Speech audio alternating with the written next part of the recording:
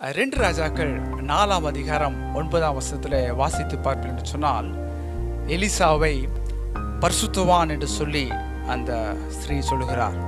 அவர் பரிசுத்தவான், ஆனால் பணம் இல்லாத பரிசுத்தவான்.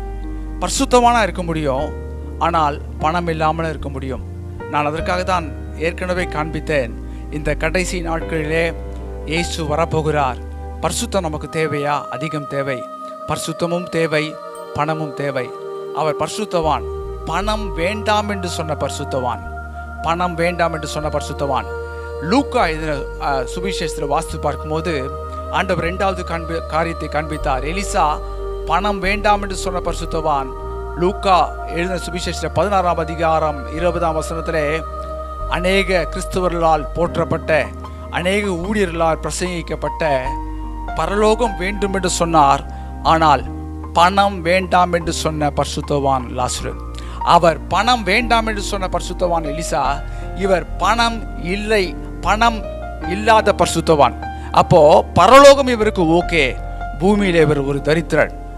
சத்தியமா? அது இல்லை. அப்ப ரொம்ப முக்கியமான ஒரு காரியம்.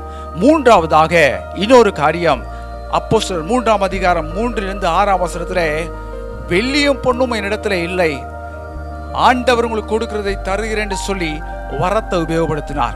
வரம் அங்கு செய்தது உண்மையா? உண்மைதான்.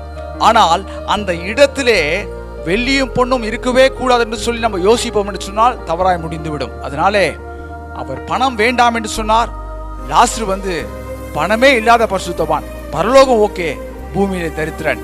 இவர் என்னவென்று சொன்னால் வரம் ஓகே, ஆனா வெள்ளியும் பொண்ணும் இல்லை. பிரியமானவர்களே, அதை வைத்து ஒரு தவறான ஒரு சத்தியத்தை நாம் ஜனங்களுக்கு வெளிப்படுத்துவோம் என்று சொன்னால் தேவனுடைய திட்டத்தை நாம் செய்து முடிக்க முடியாது. இதை புரிந்து செயல்படுவோம். பணமும் தேவை, பரிசுத்தமும் தேவை, வாழ்க்கையிலே கனியும் தேவை, மணியும் தேவை, அர்ப்பணமும் தேவை, ஆசீர்வாதமும் தேவை. அப்போதுதான் தேவனுடைய ராஜ்யத்துக்கு நாம் ஆசீர்வாதமாக இருக்க முடியும்.